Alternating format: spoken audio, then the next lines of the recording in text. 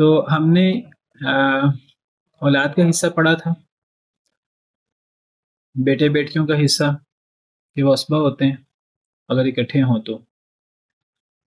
پھر ہم نے بیٹیوں کا حصہ پڑھا، صرف بیٹیاں ہی ہوں دو یا دو سے زیادہ، ان کا 2/3 فرضی حصہ. پھر ایک بیٹی ہو تو اس کا آدھا حصہ فرضی. اور یہی حصے بیٹے بیٹیوں کے پوتے پوتیوں کے حوالے سے بھی ہیں. اگر صرف پوتے پوتیاں ہوں یا صرف پوتیاں ہوں، اور پھر اگر بیٹا پوتا اکٹھا ہو جائے، بیٹی پوتی اکٹھی ہو جائے، وہ تفصیل بھی ہم نے پڑھی تھی. پھر اس کے بعد ہم نے ماں باپ کے حصے پڑھے.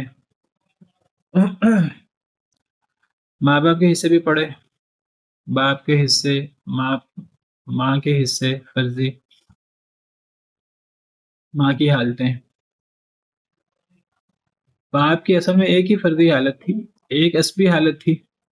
جو فرضی حالت ہے باپ کی، اس میں ہم نے پڑھا کہ اگر میت کا مذکر اولاد ہو، بیٹا پوتا، تو باپ صرف فرضی حصہ لیتا ہے، چھٹا حصہ لیتا ہے. اگر میت کی مونس اولاد ہو، بیٹی پوتی، تو باپ فرضی حصہ بھی لیتا ہے اور فرضی حصہ لینے کے ساتھ ساتھ اسبا بھی ہوتا ہے. اور اگر میت کی اولاد نہ ہو تو باپ صرف اسبا ہوتا ہے. ماں کے بارے میں ہم نے پڑھا کہ ماں کے 3 فرضی حصے ہوتے ہیں. اگر میت کی اولاد ہو یا ایک سے زیادہ بہن بھائی ہوں تو ماں کا چھٹا حصہ ہوتا ہے، مسئلہ عمریہ نہ ہو. اور اگر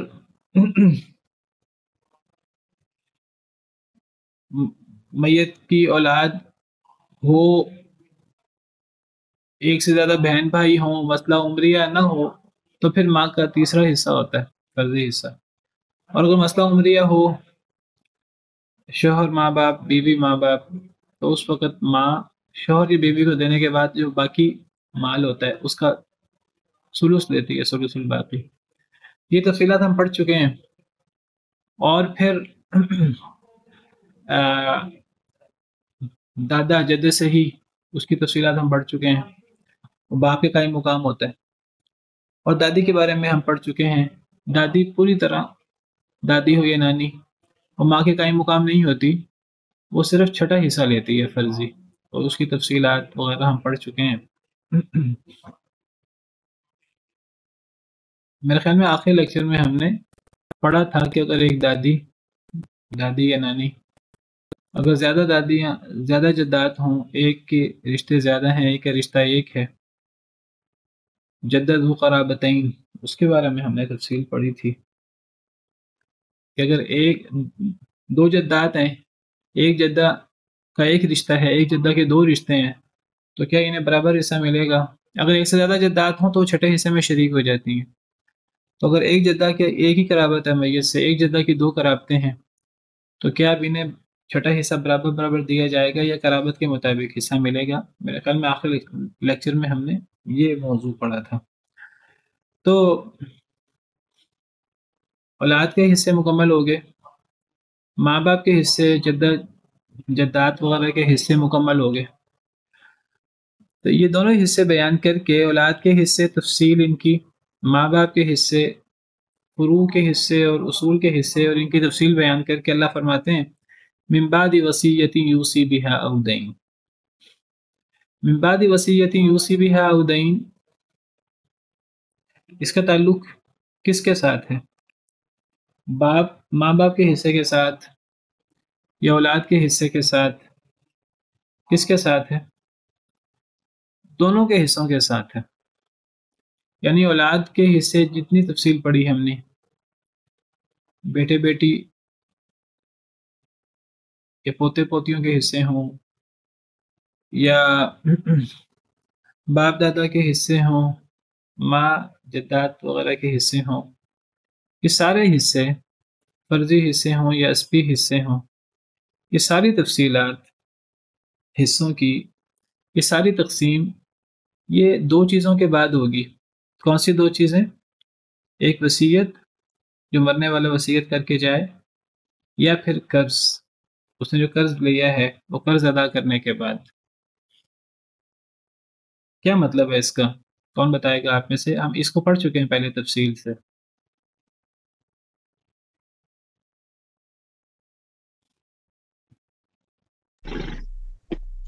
جو بھی مال چھوڑے گا اس میں سے جو قرض ہے وہ ادا کریں گے، اور پھر اس کے بعد جو وصیت ہوگی اس پہ عمل کریں گے، ہاں، اور اس کے بعد پھر وراثت تقسیم ہوگی۔ اس کے بعد یہ فردی ایس پی حصے اور ان کی تقسیم ہوگی، یعنی گویا کہ وراثت کو فوری تقسیم نہیں کر دینا، وراثت کی تقسیم میں وصیت اور قرض کا معاملہ حل کرنے کے بعد پھر یہ حصوں کی تقسیم کرنی ہے۔ یہ مطلب ہے من بعد وصیت یوصی بہا او دین۔ تو گویا کہ تقسیم وراثت چاہے وہ فردی حصوں کی ہے، اولاد پر، فروع پر یا اصول پر، وہ تقسیم وراثت وہ تیسرے نمبر پہ ہوگی، اس سے پہلے قرض ہوگا یا وصیت ہوگی۔ اب یہاں پہلے وصیت کا ذکر ہے کہ پہلے قرض کا ذکر ہے؟ یہاں پہ وصیت کا ذکر ہے۔ یہاں وصیت کا ذکر ہے، لیکن قرض کا ذکر اس انداز سے ہے اگرچہ درمیان میں او ہے، اور جو او ہے یہ ترتیب کے لیے نہیں ہوتا، یہ ترتیب کے لیے نہیں ہوتا، یہ نہیں فرمایا من بعد وصیت یوصی بہا ثم دین یا فدین کا، او دین کا ہے، تو او جو ہے یہ ترتیب کے لیے نہیں ہوتا۔ تو یہاں گویا کہ یہ ترتیب نہیں ہے کہ پہلے وصیت ہوگی، پھر قرض ہوگا اور پھر ترکے کی تقسیم ہوگی، ایسے نہیں ہے۔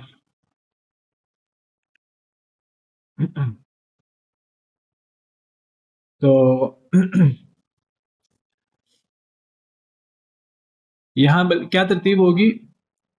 یہاں پہلے قرض ہوگا، پھر وصیت ہوگی، پھر تقسیم وراثت ہوگی۔ اب جو ترتیب قرآن کی آیت سے ثابت ہو رہی ہے، جو محسوس ہو رہی ہے، وہ ترتیب یہ بنتی ہے پہلے وصیت، پھر قرض، پھر تقسیم وراثت فردی یا اسبی حصے کی۔ لیکن اصل ترتیب کیا ہوئی؟ پہلے قرض، چاہے وہ اللہ کا ہو چاہے بندوں کا ہو، پھر وصیت پوری کی جائے، ایک تہائی مال کی وصیت جو غیر وارث کے لیے ہو، غیر شرعی وصیت نہ ہو، پہلے قرض ہوگا، پھر وصیت ہوگی، پھر ترکہ کی تقسیم ہوگی۔ اور یہ ترتیب کا ہمیں کیسے پتہ لگا؟ حدیث مبارکہ سے۔ حدیث مبارکہ سے پتہ لگتا ہے کہ نبی کریم صلی اللہ علیہ وسلم نے وصیت سے پہلے قرض کو پورا کرنے کا حکم دیا، تو پہلے قرض ہوگا، اور قرض میں اللہ کا قرض بھی نکالا جائے گا، کسی کا حج رہتا ہے، کسی کا کفارہ رہتا ہے، قسم کا کفارہ ہو، روزوں کا کفارہ ہو، وہ نہ ادا کر سکے تو پہلے اس کو ادا کیا جائے گا، یا لوگوں کے قرض کو ادا کیا جائے گا، پھر وصیت پوری کی جائے گی، پھر یہ نصف، یہ فردی حصے یا اسبی حصے، پھر ان کی باری بعد میں آئے گی۔ تو یہاں پہلے قرض، پھر وصیت اور پھر تقسیم ترکہ، یہ تین چیزیں بنتی ہیں۔ لیکن ہم نے جو ترکہ کے حقوق پڑھے تھے وہاں ہم نے چار چیزیں پڑھی تھی، وہاں ہم نے ایک چیز اور بھی پڑھی، اور وہ چیز کیا تھی؟ آپ میں سے کس کو یاد ہے؟ ایک چوتھی چیز بھی پڑھی تھی، وہ کفن دفن کے اخراجات۔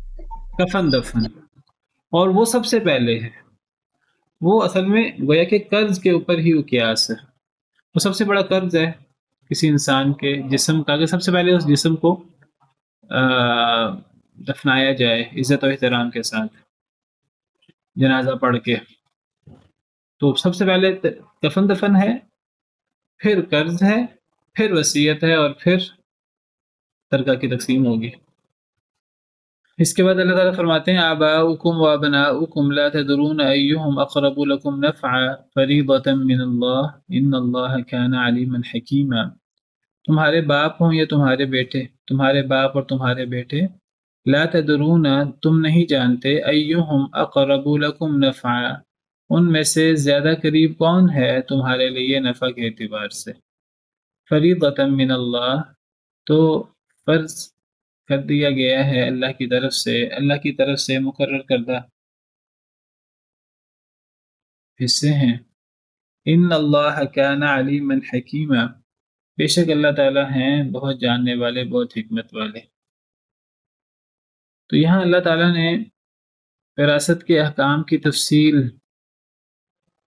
بیان کرنے کی وجہ بیان فرمائی ہے۔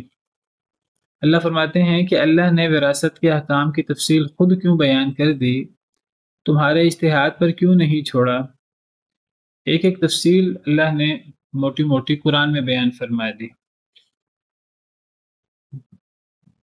بیٹی کے بارے میں، بیٹوں کے بارے میں، زیادہ بیٹیوں کے بارے میں، پوتے پوتیوں کے بارے میں، باپ دادا کے بارے میں، ماں نانی دادی وغیرہ کے بارے میں تفصیلات اللہ تعالیٰ نے قرآن کریم میں بیان کر دی۔ پھر آگے شوہر بیوی کے حصے بھی، پھر بہن بھائیوں کی تینوں قسم کی تفصیلات، بھتیجوں وغیرہ کی وہ موجود ہے۔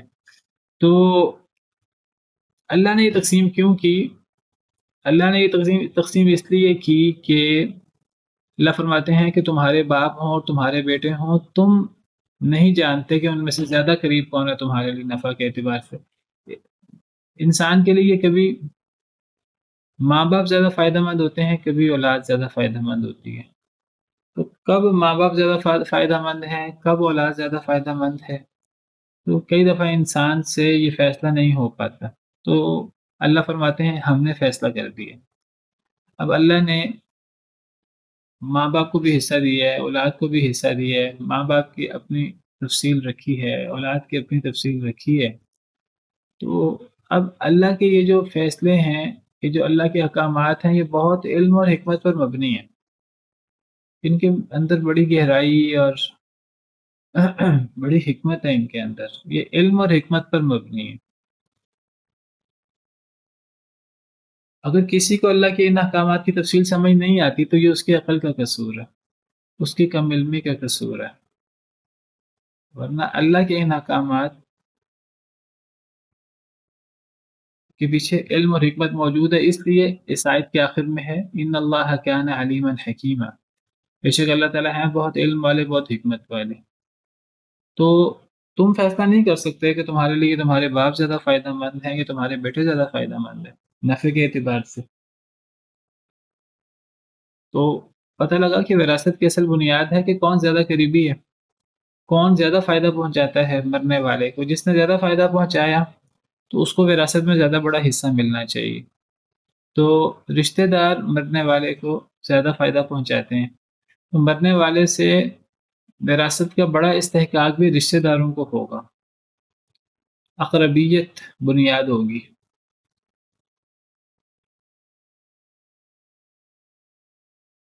یہ جو پہلی آیت ہم نے پڑھی تھی وراثت کی، للرجال نصیب مما ترک الوالدان والاقربون وللنساء نصیب مما ترک الوالدان والاقربون مما قل منہ او کثر نصیب مفروضہ، وہاں بھی یہی بات اللہ تعالیٰ نے واضح فرمائی کہ والدین اور زیادہ قریبی رشتہ داروں اگر فوت ہو جائیں تو ان کے ورثاء کو، مردوں کو حصہ ملے گا، عورتوں کو بھی حصہ ملے گا، تھوڑا ہو یا زیادہ اللہ نے حصہ طے کر دیا ہے۔ تو گویا کہ اللہ نے بنیاد بنایا ہے قرابت کو۔ پہلی آیت میں بھی قرابت کو بنیاد بنایا، یہاں بھی قرابت کو بنیاد بنایا۔ کون زیادہ نفع دے سکتا ہے، کون زیادہ قریب ہے، تو گویا کہ وراثت کی اصل بنیاد اقربیت ہے، کون رشتہ داری میں زیادہ قریب ہے۔ اولاد سب سے قریب ہے، اولاد کا حصہ سب سے زیادہ رکھا، ماں باپ کا رکھا، شوہر بیوی کا رکھا، بہن بھائیوں کا رکھا۔ تو جو جتنا قریب ہے، جتنا فائدہ پہنچا سکتا ہے، وہ اللہ نے حصہ مقرر کر دیا۔ بعض دفعہ ایسا ہوتا ہے کہ اللہ نے اولاد کا حصہ زیادہ رکھ دیا ہے، بعض صورتوں میں ماں باپ کا حصہ رکھا ہے، کئی دفعہ ان بن ہوتی ہے، کئی دفعہ اولاد اتنی فائدہ مند نہیں ہوتی، لیکن اصل میں وہ اکا دکا تفصیل کو دیکھ کے فیصلے نہیں ہو سکتے، فیصلے اکثر اور اغلب چیزوں کو دیکھ کر ہوتے ہیں۔ اب اللہ نے جو فیصلہ کر دیا ہے، تو اب اگر کوئی کہے کہ نہیں میری ساری اولاد تو مجھے برابر کا فائدہ نہیں پہنچاتی، تو جو بڑا بیٹا ہے زیادہ فائدہ پہنچاتا ہے، جو چھوٹا بیٹا ہے وہ کم فائدہ پہنچاتا ہے، اور جو ابھی بیٹا 1-2 سال کا ہے وہ تو کوئی فائدہ بھی نہیں پہنچاتا۔ نہیں، اب اللہ نے تقسیم کر دی ہے۔ اب اللہ کی اس تقسیم کے پیچھے بھی کوئی الٹپ کوئی اصول نہیں ہے، تو یہ نہیں کہ اللہ نے علم و حکمت کا دھیان نہیں رکھا، اللہ نے ان اصولوں کے پیچھے بھی علم اور حکمت کو بنیاد بنایا ہے۔ یہ سارے فیصلے علم اور حکمت پر مبنی ہیں۔ اللہ نے ان معاملات کو لوگوں کے اجتہاد پر نہیں چھوڑا، اللہ نے خود مقرر کر دیا ہے۔ تو یہ اللہ کا بہت بڑا احسان ہے۔ اللہ جو چیز مقرر کریں گے اور اللہ جو فیصلہ فرمائیں گے وہ تو ہر لحاظ سے سب سے بہتر ہوگا، کیونکہ اللہ علیم ہے اور اللہ حکیم ہے، اور اللہ سے بڑھ کر کوئی علم والا اور حکمت والا نہیں ہے۔ تو یہ اللہ کا بہت بڑا احسان ہے کہ اللہ نے ان چیزوں کو مرنے والے کی ثوابدید پہ نہیں چھوڑا۔ اگر مرنے والے کی ثوابدید پہ چھوڑ دیا جائے تو آپ دیکھیے کہ جو جہاں جو لوگ اللہ کے بتائے ہوئے حصے نہیں مانتے، جو لوگ مرنے والے کو سارا حق دیتے ہیں، اب دیکھیں یورپ میں کیا ہوتا ہے۔ یورپ میں اب خاندان ٹوٹ چکے ہیں، وہاں باپ بیٹے کا، بھائی بھائی کا، کس کو کیا پتہ ہے، کسی کو پتہ بھی ہے تو وہ ان کے دوسرے کے ساتھ تعلق نہیں ہے، وہ محبت نہیں ہے جو ہونی چاہیے۔ وہ لوگ اپنی وراثت وہ خود وصیت کرتے ہیں، خود طے کرتے ہیں کس کو کتنی وراثت دینی ہے۔ وہ لوگ اپنی وراثت میں سے اپنی اولاد کو وراثت دے دیں، ماں باپ کو وراثت دے دیں، بہن بھائیوں کو وراثت دے دیں، کسی دوست کو وراثت دے دیں، دنیا میں کسی بھی تعلق رکھنے والے کو یا تعلق نہ رکھنے والے کو وراثت دے دیں، کسی انسان کو یا انسان کو وراثت دیں ہی نہ، وہ وصیت کر دیں انسان کے لیے یا حیوان کے لیے، اپنے پیٹس کے لیے، اپنے پالتو کتوں کے بارے میں وہ وصیت کر دیں، یا کسی بھی چیز کے بارے میں وصیت کر دیں تو وہ وصیت نافذ کرتے ہیں۔ تو اللہ کہتے ہیں کہ اللہ نے اس کو آپ لوگوں کی ثوابدید پر نہیں چھوڑا، یہ صحیح نہیں ہے۔ یہ اب باپ کے کہ جی فلاں بیٹا میرا وہ میری بات زیادہ مانتا ہے، فلاں بیٹا میرا نافرمان ہے، میں اس کو آنکھ کرتا ہوں، نہیں، اب آنکھ بھی نہیں کر سکتا۔ اب اللہ نے تقسیم کر دی ہے، اللہ نے تقسیم ایک عموم کے پر رکھی ہے، اگر اس میں کوئی شاذ و نادر کوئی فرق پڑ جاتا ہے، کوئی نہیں اتنا فائدہ پہنچا پاتا، تو اب اصول کے مطابق فیصلہ ہوگا۔ بہت سے فیصلے اغلبیت کی بنیاد پر کیے جاتے ہیں، تو اللہ نے اس پہ بنیاد رکھی ہے اقربیت کی، کون زیادہ فائدہ پہنچاتا ہے۔ تو اب اللہ نے خود مقرر کر دی ہے، اللہ کا احسان ہے، اللہ نے خود مقرر کر دی ہے۔ جب اللہ نے مقرر کر دیا ہے اور اللہ کا یہ مقرر کرنا علم اور حکمت پر مبنی ہے، تو اس پر اعتراض کرنا یہ سب سے بڑی بے وقوفی ہے۔ اللہ کے وراثت کی تقسیم پر اعتراض کرنا یہ در حقیقت اللہ سے زیادہ اپنے آپ کو علم رکھنے والا، حکمت رکھنے والا قرار دینا ہے۔ اب جو لوگ اٹھتے ہیں اور کہہ دیتے ہیں جی اسلام کا قانون وراثت، اس میں انصاف نہیں کیا گیا، کہنے کو وہ انصاف کی بات کر رہے ہیں اور جو انصاف ہونا چاہیے، یہ وہ سب سے بڑھ کر ظالم لوگ ہیں۔ وہ کہتے ہیں جی بیٹا بیٹی کا حصہ برابر نہیں ہے، بیٹی کا حصہ بیٹے کے برابر ہونا چاہیے، کہنے کو انصاف کی بات کر رہے ہیں، جی مساوات ہونی چاہیے، انصاف ہونا چاہیے، یہ سب سے بڑا ظلم کر رہے ہیں، یہ اللہ کے علم اور حکمت کو چیلنج کر رہے ہیں۔ اللہ کو پتہ ہے کہ اللہ نے کس کے لیے کیا حصہ رکھا ہے، کس کے لیے کیا حصہ رکھا ہے۔ اگر اللہ نے بعض صورتوں میں مردوں کا حصہ زیادہ رکھا ہے، بعض صورتوں میں عورتوں کا حصہ زیادہ رکھا ہے، تو اب کوئی شخص جو ہے وہ اللہ کے اس فیصلے پر اعتراضات کرے، تو اللہ کے سارے فیصلے علم اور حکمت میں مبنی ہیں، تو گویا کہ وہ جو اعتراض کر رہا ہے اس کی اعتراض کی پیچھے جہالت ہے، لا علمی ہے، کیونکہ اللہ کے فیصلے تو علم پر مبنی ہے۔ اس کے اس اعتراض کے پیچھے وجہ ظلم ہے، کیونکہ اللہ کے فیصلے تو حکمت پر مبنی ہے، عدل پر مبنی ہے۔ اب جس نے اللہ کے اس فیصلے پر اعتراض کیا، گویا کہ اس نے جہالت کی بنا پر اعتراض کیا ہے اور اس نے ظلم کی بنا پر اعتراض کیا۔ اللہ کا فیصلہ تو علم اور حکمت پر مبنی ہے، عدل پر مبنی ہے۔ وَتَمَّتْ كَلِمَتُ رَبِّكَ صِدْقًا وَعَدْلًا۔ تو اللہ کے فیصلوں کو سمجھنے کے بعد ان میں اعتراض کرنا، یہ بالکل ایسے جیسے اللہ نے شیطان کو حکم دیا کہ سجدہ کر آدم کو، تو شیطان نے آگے سے اپنے قیاسات کرنا شروع کیے اور اللہ کے حکم سے روح گردانی کرنے کے لیے بہانے تراشنا شروع کیے۔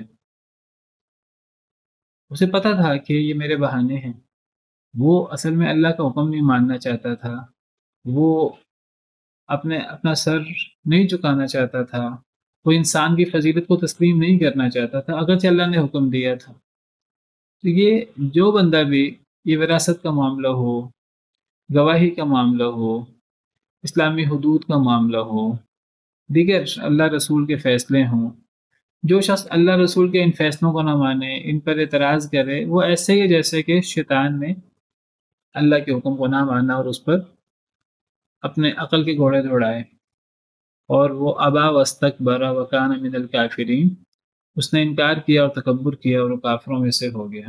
تو یہ چھوٹی چیز نہیں ہے، بہت بڑی چیز ہے۔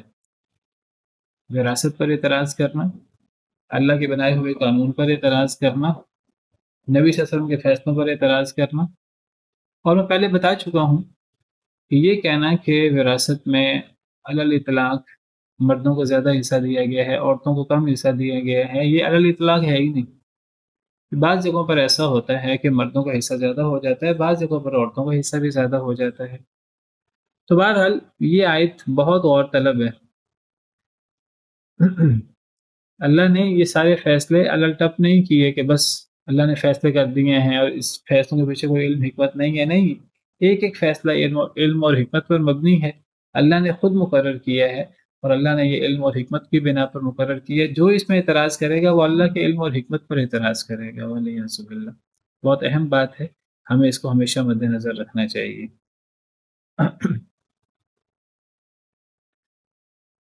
اس کے بعد فرمایا وَلَكُمْ نِصْفُ مَا تَرَكَ أَزْوَاجُكُمْ إِن لَّمْ يَكُن لَّهُنَّ وَلَدٌ۔ اب یہ دوسری آیت شروع ہوئی وراثت کی، تو اس دوسری آیت میں اس دوسری آیت کا پہلا حصہ میاں بیوی سے متعلق ہے۔ جیسے پہلی آیت جو ہم نے پڑھی یوصیکم اللہ فی اولادکم، اس آیت کے بھی آپ سمجھے دو بڑے حصے۔ اس آیت کا پہلا حصہ فروع کی وراثت پر مشتمل ہے، اور اس آیت کا دوسرا حصہ ولی ابویہ سے لے کر وہ مشتمل ہے آگے اصول کی وراثت پر۔ تو فروع اور اصول کی وراثت، نسب میں سے فروع کی وراثت اور اصول کی وراثت وہ پہلی آیت میں بیان کی گئی ہے۔ اب یہاں آیت نمبر 2 وَلَكُمْ نِصْفُ مَا تَرَكَ أَزْوَاجُكُمْ إِن لَّمْ يَكُن لَّهُنَّ وَلَدٌ، اس آیت کے بھی دو حصے ہیں، آیت نمبر 2 کے بھی وَلَكُمْ نِصْفُ مَا تَرَكَ أَزْوَاجُكُمْ۔ اس کا پہلا حصہ وَلَكُمْ نِصْفُ سے شروع ہو کر مِن بَعْدِ وَصِيَّةٍ تُوصُونَ بِهَا أَوْ دَيْنٍ یہاں تک ہے، اور یہ حصہ وَلَكُمْ نِصْفُ سے لے کر مِن بَعْدِ وَصِيَّةٍ تُوصُونَ بِهَا أَوْ دَيْنٍ تک، یہ حصہ یہ مبنی ہے نکاح کے ذریعے جو رشتے بنتے ہیں، شوہر بیوی کے حصے، شوہر بیوی کے حصوں کی تفصیل ہے اس میں، اس آیت کا پہلا آدھا حصہ۔ اور اس آیت کا دوسرا آدھا حصہ وَإِن كَانَ رَجُلٌ يُورَثُ كَلَالَةً، یہاں سے لے کر آیت کے آخر تک، یہاں ذکر ہے بہن بھائیوں کا، اور بہن بھائیوں کی ایک قسم جن کو ہم ماں شریک بہن بھائی یا خیافی بہن بھائی کہتے ہیں، ان کا ذکر ہے۔ تو وراثت کی پہلی آیت میں فروع اور اصول کا ذکر ہے نسب میں سے، وراثت کی دوسری آیت کے دو حصے ہیں، اس آیت کے پہلے حصے میں نکاح کے ذریعے جو وارث بنتے ہیں شوہر یا بیوی، ان کی وراثت کا ذکر ہے، اور دوسری آیت کے دوسرے حصے میں حواشی، نسب کی تیسری قسم حواشی، اور حواشی میں تین قسم کے حواشی ہوتے ہیں، حقیقی، اللاتی، اخیافی۔ تو اخیافی بہن بھائیوں کی وراثت ذکر ہوئی ہے دوسری آیت کے دوسرے حصے میں، اس کو پڑھتے ہیں۔ فرمایا وَلَكُمْ نِصْفُ مَا تَرَكَ أَزْوَاجُكُمْ إِن لَّمْ يَكُن لَّهُنَّ وَلَدٌ۔ شوہر بیوی کے حصہ بیان کرتے ہوئے اللہ فرماتے ہیں تمہارے لیے نصف حصہ ہے اس سے جو چھوڑا تمہاری بیویوں نے، إِن لَّمْ يَكُن لَّهُنَّ وَلَدٌ، اگر نہ ہو ان کی اولاد، فَإِن كَانَ لَهُنَّ وَلَدٌ فَلَكُمُ الرُّبُعُ مِمَّا تَرَكْنَ مِن بَعْدِ وَصِيَّةٍ يُوصِينَ بِهَا أَوْ دَيْنٍ، بس اگر ہو ان کے لیے اولاد، لہنہ عورتوں کے لیے آتا ہے، اگر ان بیویوں کی اولاد ہو، یعنی اگر بیویاں فوت ہو جائیں اور ان بیویوں کی اولاد ہو، اگر اولاد نہیں ہے تو پھر وارث شوہر ہیں، تو ان شوہروں کو نصف حصہ ملے گا اگر بیویوں کی اولاد نہیں ہے، اور اگر بیویاں جو فوت ہوئی ہیں بیوی جو فوت ہوئی ہے اگر اس کی اولاد ہے فَلَكُمُ الرُّبُعُ، تو پھر بس تمہارے لیے اے شوہرو، اے مردو، تمہارے لیے، اور ربع ہے، ربع کہتے ہیں 1/4 کو، چوتھے حصے کو، تمہارے لیے چوتھا حصہ ہے، 1/4، 1/4، مما ترکنا، اس سے جو انہوں نے چھوڑا، یعنی کل ترکے کا چوتھا حصہ، یہ فردی حصہ ہے شوہر کا۔ اولاد نہیں ہے تو آدھا حصہ، اولاد ہے تو فوت ہونے والی بیوی کی، تو پھر چوتھا حصہ۔ من بعد وصیت یوصین بہا او دین، یہ جو شوہر کا حصہ بیان ہوا بیوی کے فوت ہونے پر، اگر بیوی کی اولاد نہیں ہے تو شوہر کا حصہ آدھا، اور اگر بیوی کی اولاد ہے تو شوہر کا حصہ چوتھا، تو یہ شوہر کو حصہ بھی وصیت کے بعد ملے گا، جو وہ بیویاں وصیت کر جائیں او دین یا قرض کے بعد۔ تو یہ شوہروں کا حصہ ہے۔ اچھا، ازواج جمع ہے زوج کی، زوج کسے کہتے ہیں، زوج کا کیا معنی ہے، کون بتائے گا آپ میں سے؟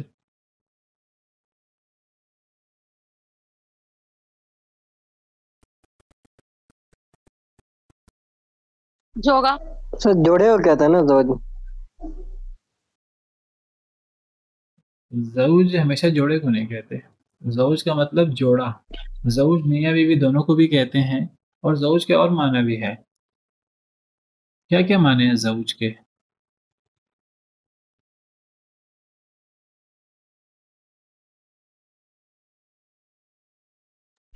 قسم کیا جا سکتا ہے، قسم ٹائپ۔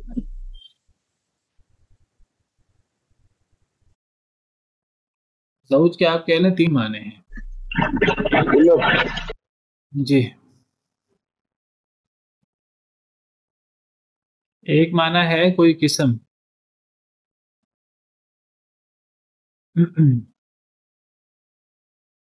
ایک چیز کی کئی صورتیں ہیں، کئی قسمیں ہیں، پھولوں کی بہت ساری قسمیں ہیں، تو پھولوں کی قسموں میں سے ایک قسم کو، 10 قسمیں ہیں، 10 قسموں میں سے ایک قسم کو زوج کہا جا سکتا ہے، تو یہاں زوج کا معنی ایک قسم ہوگا۔ اللہ کی بہت سی نعمتیں ہیں، اللہ کی سینکڑوں نعمتیں ہیں، ان نعمتیں میں سے کسی ایک نعمت کی صورت کو زوج کہا جا سکتا ہے۔ بہت سارے لوگ ہیں، بہت ساری قسمیں ہیں لوگوں کی، اللہ لوگوں میں سے کچھ لوگوں کو اللہ بہت ساری نعمتیں دے دیں، تو ان کچھ لوگوں کو زوج کہا جا سکتا ہے، لوگوں میں سے ایک قسم کے لوگوں کو، کچھ لوگوں کو، جیسے قرآن میں وَلَا تَمُدَّنَّ عَيْنَيْكَ إِلَىٰ مَا مَتَّعْنَا بِهِ أَزْوَاجًا مِّنْهُمْ، اور نہ آپ لمبا کریں اپنی نظروں کو اس کی طرف جو ہم نے فائدہ دیا بعض قسم کے لوگوں کو، مختلف قسم کے لوگوں کو، ازواج منہم، یہاں قسم مراد ہے۔ زوج کا ایک معنی کوئی ایک قسم، من کل زوج بہیج، وہاں بھی یہی مراد ہے، ہر قسم، پھولوں کی بات ہو رہی ہے، وَأَنبَتْنَا فِيهَا مِن كُلِّ زَوْجٍ بَهِيجٍ، زوج کریم، ایک قسم بہت خوبصورت، بہیج، یا بڑی معزز۔ تو زوج کا ایک معنی قسم ہوتا ہے، کوئی ایک فرد۔ زوج کا دوسرا معنی ہوتا ہے کہ جوڑا ہو تو جوڑے کے دونوں فرد کو، نر اور مادہ دونوں کو ملا کر بھی زوج کہہ دیا جاتا ہے۔ زوج کا ایک معنی جوڑا، اب میاں بیوی یہ مل کر زوج ہیں، دونوں مل کر، میاں بیوی مل کر ایک زوج ہیں، ایک جوڑا ہیں۔ زمین و آسمان بھی ایک جوڑا ہیں مل کر، دن اور رات یہ بھی ایک جوڑا ہیں مل کر۔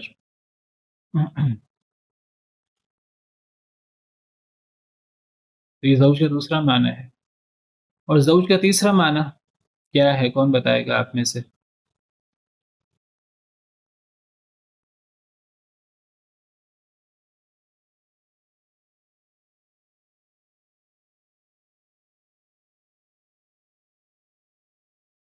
زوج کا تیسرا معنی، اب یاد رکھیے گا اس کو، کہ جو جوڑا ہوتا ہے نر اور مادہ کا، تو اس جوڑے میں سے ایک فرد کو بھی زوج کہہ دیتے ہیں. نر زوج ہے مادہ کے لیے اور مادہ زوج ہے نر کے لیے، اسے بھی زوج کہہ دیتے ہیں، خواہ وہ نر ہو مذکر ہو خواہ وہ مؤنث ہو. مؤنث کو زوجہ بھی کہہ دیتے ہیں لیکن زوج بھی کہہ دیتے ہیں.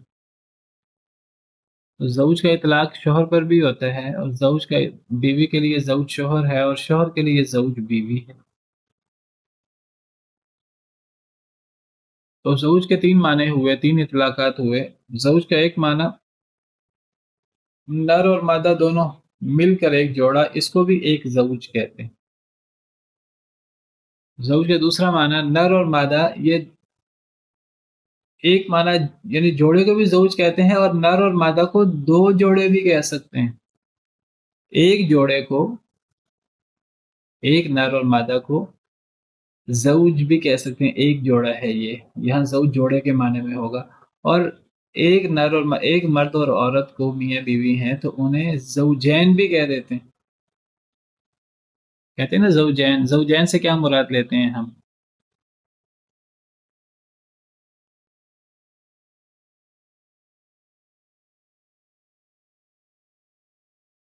جی میری بات سمجھ رہے ہیں کہ نہیں سمجھ رہے؟ میاں بیوی. جی زوجین سے مراد میاں بیوی.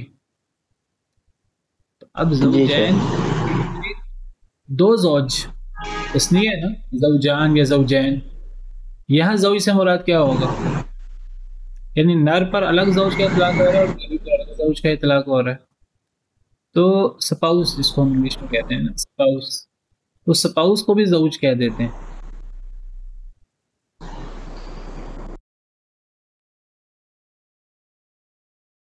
ٹھیک ہے. تو زوج کا ایک معنی نر اور مادہ میاں بیوی دونوں بھی ایک جوڑا ہیں، یہ بھی زوج ہیں دونوں مل کر. لیکن میاں بیوی یہ یعنی ایک سپاؤس کو بھی زوج کہہ دیتے ہیں، اس اعتبار سے دونوں کو زوجان یا زوجین بھی کہہ دیتے ہیں. اور تیسرا معنی زوج کا کیا ہوگا کہ وہ نر مادہ کے تصور کے بغیر ہم ایک جوڑے کو یا ایک سپاؤس کو زوج کہنے کی بجائے ہم ایک چیز کی مختلف قسمیں ہوں تو ان قسموں میں سے ایک قسم کو بھی زوج کہہ سکتے ہیں.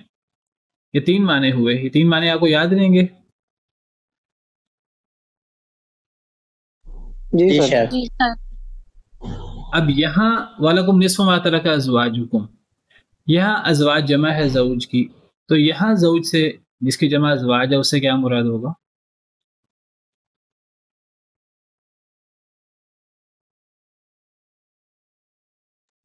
سر یہاں بیویوں کا تذکرہ ہے نا کہ مردوں بیویاں. کو خطاب ہے. یہاں بیویاں مراد ہوں گی. تو یہاں زوج جمع ہے، ازواج جمع ہے زوج کی، اور یہاں زوج سے مراد یا ازواج سے مراد بیویاں. بیویاں ہم کیوں مراد لے رہے ہیں؟ ہم اس سے مراد شوہر بھی ہو سکتے ہیں اگر صرف ازواج کو دیکھیں تو، لیکن سیاق و سباق سے پتہ لگ رہا ہے کہ یہاں ازواج سے مراد بیویاں ہیں. کیسے پتہ لگا ہمیں سیاق و سباق سے کہ یہاں ازواج سے مراد بیویاں ہیں؟ ایک تو وَلَكُمْ سے سر پتہ یہ لگا قوم کا جو جی سر کیونکہ تمہارے لیے یہ اب استحقاق کی بات ہو رہی ہے، اب وراثت کی بات ہو رہی ہے. تو یہ وراثت کس کی ہے؟ کم، مردوں کی، تمہارے لیے. تو کم جمع مذکر حاضر کی ضمیر ہے، آپ کو پتہ ہے. تو یہ گویا کہ مردوں کی بات ہو رہی ہے، شوہروں کی بات ہو رہی ہے.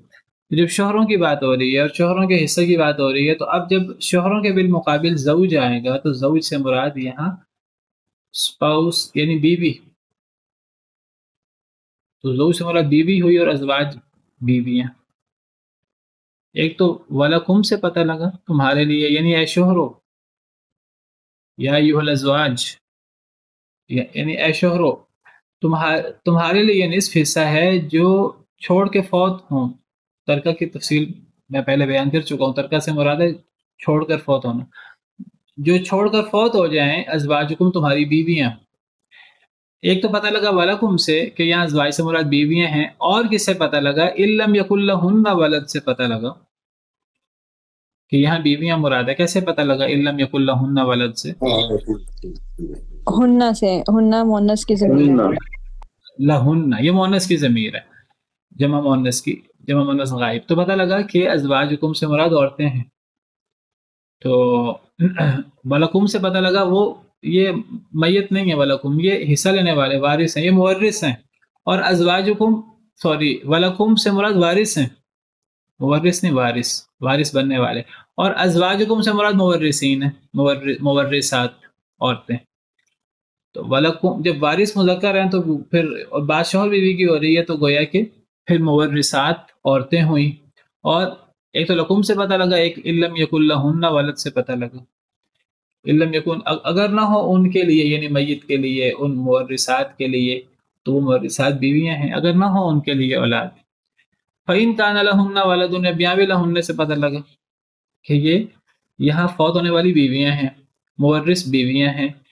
फलकुमुर रुबु, ये भी दलील है इस बात की कि ये वारिस हैं उनके मद्दे मुकाबिल, यानी शौहर जो जिंदा हैं, तो तुम्हारे लिए चौथा हिस्सा है। मिम्मा तरकना, तरकना भी इस बात की दलील है कि वो ये तरकना, ये तरक अज़वाजुकुम मुराद है ना, तो ये भी तरकना मुअन्नस का सीगा है। तो ये बहुत सारे दलाइल हैं कि यहाँ फौत होने वाली बीवियां हैं और वारिस बनने वाले शौहर हैं। वाज़ेह है, क्लियर है? जी सर। तो अब यहाँ अल्लाह ताला ने दो हालतें बयान फरमाई, बीवी फौत हो और वारिस शौहर हो, तो उसकी दो हालतें बयान फरमाई। एक हालत ये फरमाई कि बीवी की औलाद ना हो, मैयत की औलाद। जब भी हम वरसा की बात करते हैं तो वरसा को जोड़ते हैं मैयत से। तो मैयत की अगर औलाद ना हो और मैयत बीवी है, तो बीवी की अगर औलाद ना हो तो फिर उसके शौहर का हिस्सा आधा होता है, चाहे उस शौहर की अपनी औलाद हो, उससे फर्क नहीं पड़ता। मैयत की औलाद नहीं होनी चाहिए, बीवी की औलाद नहीं होनी चाहिए। अगर एक आदमी शादीशुदा है, बीवी फौत हो जाती है, वो किसी और औरत से शादी करता है, किसी कुंवारी औरत से, लड़की से, या किसी पहले से शादीशुदा औरत जिसका शौहर फौत हो गया, जिसको तलाक हो गई, उससे शादी करता है। उस औरत की अपनी औलाद नहीं है या औलाद थी और फौत हो चुकी, तो वो उससे शादी करता है, चाहे इस शख्स के अपने 5 बच्चे हैं, लेकिन अब इसने किसी और औरत से शादी की, उस औरत की औलाद नहीं थी, हुई नहीं, या होकर फौत हो गई। अब अगर ये उसकी बीवी फौत होगी, चाहे इस आदमी के 5 बच्चे हैं, 10 बच्चे हैं, अगर बीवी की औलाद नहीं है और ये बीवी फौत हुई है, तो इस आदमी के अपने बच्चे होने ना होने से फर्क नहीं पड़ता, तो इसको अपनी बीवी से निस्फ हिस्सा मिलेगा। ये देखना हमने उस बीवी, जब वो बीवी फौत हुई है, उस वक्त उस बीवी की औलाद है कि नहीं, चाहे वो इस शौहर से हो, चाहे वो पिछले शौहर से हो। ये भी हो सकता है इस आदमी जो वारिस बन रहा आदमी, इसकी औलाद ना हो, लेकिन इसकी बीवी जो फौत हुई है उसकी औलाद हो पिछले शौहर से। तो बीवी की औलाद होने ना होने से फर्क पड़ता है। आदमी वारिस जो है, शौहर जो वारिस बन रहा है, उसकी औलाद होने ना होने से फर्क नहीं पड़ता। ये भी मुमकिन है कि उस शौहर की और बीवी की मुश्तरका औलाद हो, ये भी मुमकिन है कि उनकी मुश्तरका औलाद ना हो। अगर उनकी मुश्तरका औलाद नहीं है दोनों की, तब भी शौहर का निस्फ हिस्सा है। अगर उनकी मुश्तरका औलाद है तो शौहर का हिस्सा चौथा होगा। और अगर उनकी मुश्तरका औलाद नहीं है, शौहर की औलाद है, बीवी की औलाद नहीं है, तो शौहर का हिस्सा आधा होगा। अगर बीवी की औलाद है, शौहर की औलाद नहीं है, तो बीवी की औलाद होने ना होने से शौहर के हिस्से पर फ़र्क पड़ेगा। बात बहुत अहम है ये। तो औलाद का ताल्लुक मैयत के साथ। और इससे ये भी पता लगा कि ये शौहर का जो हिस्सा है, मैयत की औलाद, मैयत यानी बीवी की अगर औलाद नहीं है, तो शौहर का हिस्सा बीवियों की कुल तरका में से है, क्योंकि यहाँ मा तरका अज़वाजुकुम है। तो शौहर का जो निस्फ हिस्सा है ये बीवी के कुल तरके से होगा, अगर मरने वाली बीवी की औलाद ना हो। और अगर मरने वाली बीवी की औलाद है तो फिर शौहर को मरने वाली बीवी के कुल तरके का चौथा हिस्सा मिलेगा। फलकुम रुबु मिम्मा तरकना, तरकना से पता लगा कि उस कुल तरके से जो वो औरतें छोड़कर फौत हुई। तो ये शौहर का हिस्सा, मैयत अगर फौत हुई और मैयत की औलाद नहीं है और शौहर का हिस्सा आधा है, ये भी फर्जी हिस्सा है कुल तरका में से। और अगर मैयत यानी बीवी फौत हुई है और उसकी औलाद है, तो शौहर को चौथा हिस्सा मिलेगा। ये चौथा हिस्सा भी कुल तरका में से है, तो ये शौहर के दोनों हिस्से ये फर्जी हिस्से हैं कुल तरका से। असल में असहाबुल फराइज के हिस्से कुल तरका में से होते हैं। اور جو اسبا کے حصے ہیں وہ کل ترکہ میں سے نہیں ہوتے، وہ اصحاب الفرائض کے حصوں سے جو بچ جاتا ہے اس بچنے والے مال سے ہوتے ہیں۔ آج ہی مجھ سے کسی نے سوال کیا اور وہ بڑا اس کے لیے مشکل ہو رہا تھا، وہ کہہ رہا تھا مجھے سمجھ نہیں آ رہی مجھ سے حل کرنے میں کیا خرابی ہو رہی ہے۔ کیا کیا اس نے یہ کیا، آپ بتانا اس میں کیا غلطی ہوئی ہے۔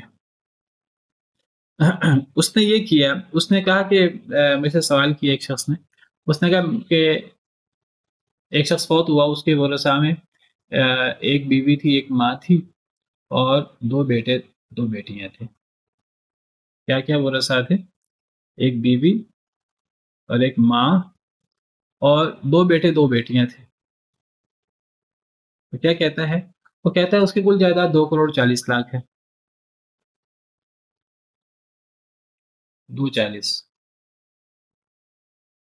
وہ کہنے لگا کہ میں بیوی کا حصہ نکال رہا ہوں، بیوی کا حصہ بھی ٹھیک نکل رہا ہے، ماں کا حصہ نکال رہا ہوں، ماں کا حصہ بھی ٹھیک نکل رہا ہے، بیوی کا حصہ کتنا بنتا ہے اس مثال میں؟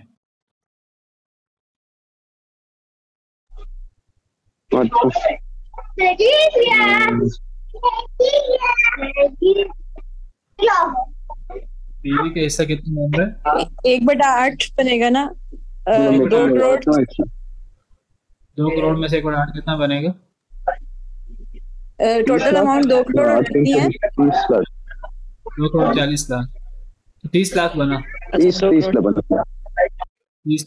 لاکھ بنا بیوی کا۔ وہ کہتا ہے میں 30 لاکھ دے رہا ہوں، یہ تو پورا تقسیم ہو رہا ہے، اس میں کوئی اشکال نہیں۔ وہ کہنے لگا ماں کا حصہ بھی میں دے رہا ہوں، ٹھیک دے رہا ہوں، ماں کا حصہ کتنا بنتا ہے بتائیے؟ 1/6۔ ماں کا حصہ چھٹا ہے کیونکہ میت کی اولاد موجود ہے، تو میت کی اولاد ہو تو ماں کا حصہ چھٹا ہوتا ہے۔ تو 2 کروڑ 40 لاکھ کتنا ہوگا؟ 40 لاکھ۔ وہ کہنے لگا بیوی کا حصہ 30 لاکھ وہ بھی ٹھیک آ رہا ہے، ماں کا میت کی ماں کا حصہ چھٹا حصہ 40 لاکھ، 2 کروڑ 40 لاکھ میں سے 40 لاکھ وہ بھی ٹھیک آ رہا ہے۔ کہنے لگا لیکن اولاد کا حصہ ٹھیک نہیں آ رہا۔ میں نے کہا کہ اولاد کا حصہ کیوں نہیں ٹھیک آ رہا؟ وہ کہنے لگا اصل میں نے کیا کیا ہے، میں نے اولاد میں 2 بیٹے ہیں 2 بیٹیاں، میں نے 2 بیٹیوں کو 1 بیٹا بنا لیا ہے، تو میں نے 3 حصے کیے ہیں، تو 2 کروڑ 40 لاکھ میں سے میں نے یعنی ہر بیٹے کو 80 لاکھ دیے ہیں۔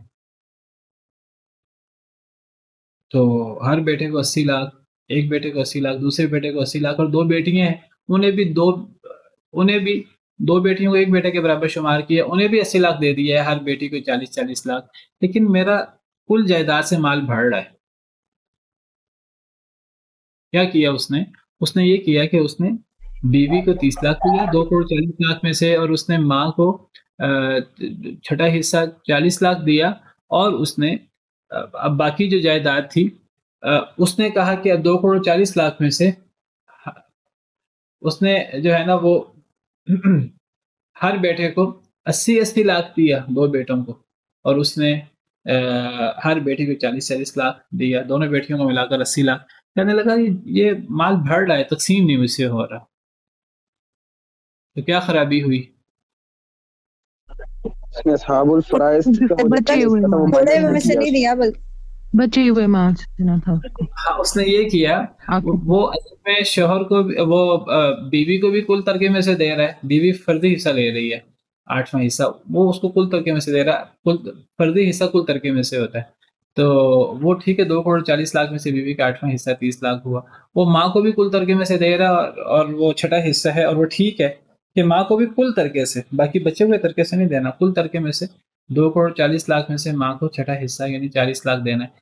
اب یہ 40 لاکھ ماں کا اور 30 لاکھ بیوی کا، 40 اور 30 لاکھ کتنا ہوا؟ 70 لاکھ۔ 70 اب کرنا یہ چاہیے تھا کہ 2 کروڑ 40 لاکھ میں سے 70 لاکھ نکال دینے چاہیے۔ اب اولاد کا حصہ، اولاد فردی حصہ نہیں لیتی، اولاد اگر لڑکا لڑکی اکٹھے ہوں تو اولاد کا حصہ وہ اسبی ہوتا ہے۔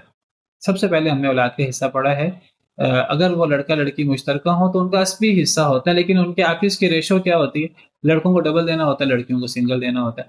ہمیں کیا کرنا چاہیے، ہمیں اولاد یا اگر 2 بیٹے 2 بیٹیاں ہیں، کہنے کہ اولاد 4 ہیں، لیکن ہمیں ان کے کتنے حصے بنانے چاہیے؟ छह हिस्से बनाने चाहिए. 3 हिस्से बने. लड़कों को डबल कर लेना चाहिए, लड़कियों को सिंगल कर लेना चाहिए. अगर 2 बेटियां हैं तो 2 हिस्से, और 2 बेटे हैं तो हर बेटे का डबल हिस्सा, तो 6 हिस्से कर लेने चाहिए. वो 3 हिस्से कर रहा था. इससे बहुत फर्क नहीं पड़ता, हमें 6 हिस्से कर लेने चाहिए औलाद के. ऐसे ही हमने पढ़ा था ना, औलाद के 6 हिस्से करने चाहिए. वो अब क्या कर रहा था, वो 2,40,00,000 में से वो 6 हिस्से करके 2,40,00,000 का छठा हिस्सा अगर बेटी को दें तो वो 40 बनता है. वो हर बेटी को 40-40 लाख दे रहा था और हर बेटे को 80 लाख दे रहा था. तो मैंने कहा कि आपसे खराबी यहाँ ये हुई है कि आप औलाद को भी फर्दी हिस्से के तौर पे दे रहे हैं. औलाद को फर्दी हिस्से के तौर पर ना दें, यानी कुल तरीके से आप औलाद यहाँ 80 हिस्सा ले रही है. और 80 हिस्सा के लिए सही बुखारी सही मुस्लिम के हदीस के मुताबिक उसूल ये है कि 80 हिस्सा फर्दी हिस्सा निकालने के बाद बाकी बचे हुए माल से 80 हिस्सा निकल रहा है. अल्हिक़ुल फ़राइज़ बिअहलिहा फमा बक़िया फ़लिअौला रजुलिन ज़कर. असहाबुल फ़राइज़ को उनके हिस्से दे दो, जो बच जाए वो फिर असबा को, वो अक्सर मर्द असबा होते हैं तो वो सबसे करीबी मर्द को देना है. तो ये बुनियादी फ़र्क है असहाबुल फ़राइज़ का और असबा का.